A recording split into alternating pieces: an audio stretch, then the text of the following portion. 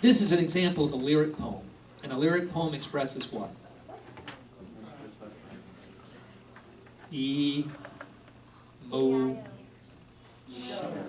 Feelings, all right?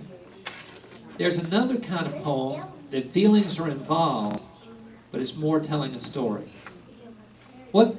Okay, a narrative poem can tell a story. There's another kind of poem that can tell a story as well. It starts with a B. A. L. L. A. Ballad. I'm going to share with you a ballad that I wrote when I was a kid. I grew up in Georgia, South Georgia, and every now and then we traveled down south toward Florida, and we would go on these two-lane highways, U.S. Highway 17, and on the side of the road there was little stores that would sell everything, and among other things they used to sell critters. And there were signs for miles down the road saying, you know, stop at this place, stop at this place, stop at this place. And you'd think it was Disneyland or something, but when you get there, it's just a little shack on the side of the road. And anyway, we convinced our parents to pull over at one of these, and we bought an alligator. Bought an alligator. How long did you keep it? Kept it for several years. Now I want you to watch that, because this is a poem that I wrote down. And it's called The Ballad of Lord Chesterfield, and put it to music. And I want to share it with you, then I'll answer questions about the alligator after the song. Oh my God. The pictures that you're going to be seeing are pictures that we took. Some we went to Gatorland, which is a little theme park in the Orlando area. That guy lives in Gatorland. And some of the pictures are from a road trip that we took from Savannah to Cape Canaveral, but the old-fashioned way down Highway 17. So the pictures are not of Mr. Tatum's childhood, the pictures we took for this slideshow last couple of years. And he's smiling too, isn't he? He's happy. He thinks it's all right. It's exactly the same one.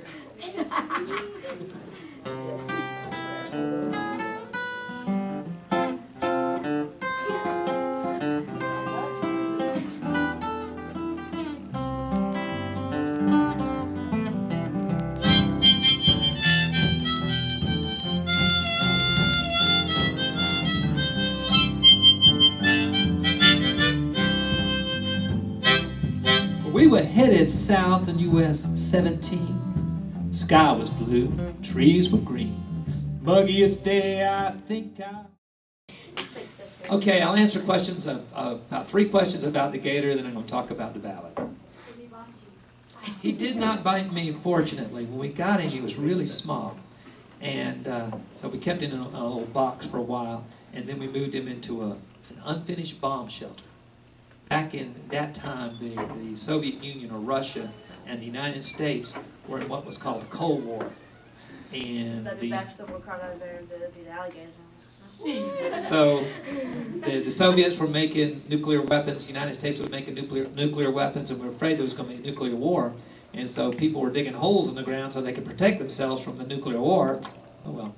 Anyway, we started one of those and then got bored of it after a while, but we still had this nice hole in the ground lined with stone, with blocks, made a perfect little swamp for this alligator. So we kept him in there for many years.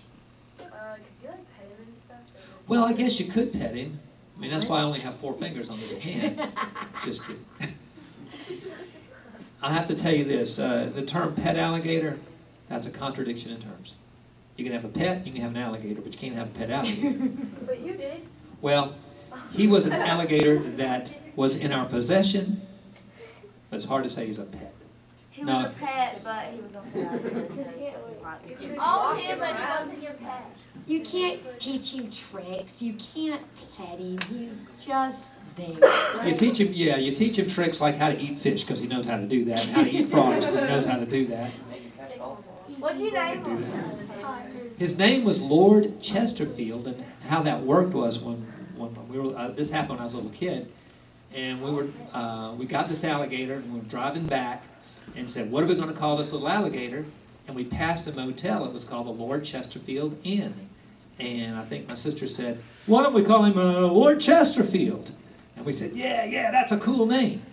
And here's something cool about that, this ballad.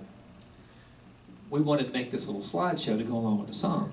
So we said, well, where's a good place to see a bunch of alligators? Well, Gatorland in Florida is a really nice place to see alligators, hence the name. And we were looking around, lots and lots of gators, and then we saw this biggest, meanest, ugliest, well, he wasn't ugly, he was really pretty, big alligator that was just off, and nobody could even come close to him. And you know what his name was? Chester. Chester. Yay! So, hey, that's really cool. We're writing a song about Chester, and there he is. Okay, now this is a ballad, which means it's a what? It's a poem, but it's a poem with a story. It's basically telling a story. And I'm thinking about something in my life. I say, well, what happened when I was young that would be a good thing to write a poem about and then turn it into a song? And I say, well, the Ballad of Lord Chesterfield, that alligator, that'd be a cool one. Now, when you're doing this, do you write about everything that happened? No, in writing you don't do that. You choose the things that make a good story. Because we had this alligator for many years, and some of the things I didn't tell you, like my sister painted his toenails pink. I did that to my brother's dog one time, and he got that. Yeah. The dog or the brother? Imagine. Well, actually, Imagine what an alligator would think about it. That night, so yeah, he got one. I don't like that. So, could you write a ballad? Absolutely, you can. What could you write a ballad about? You could. Anybody here on the football team? Andy. Did you win a game yesterday? I mean, day before yesterday? Yeah. Okay, so, and it was like what, in the last 2 minutes of the game or something like that that you won it? You can write a ballad about that.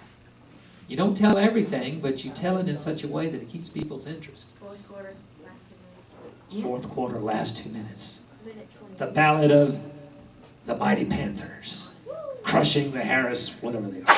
Blue Devils. Whatever that. But yeah, you write about something you know. That's just good writer advice. Write about something you know, something that's interesting to you, and something that you like. Makes for a better story. Yeah, that is ballad. Ballad of John and Yoko. That's exactly it.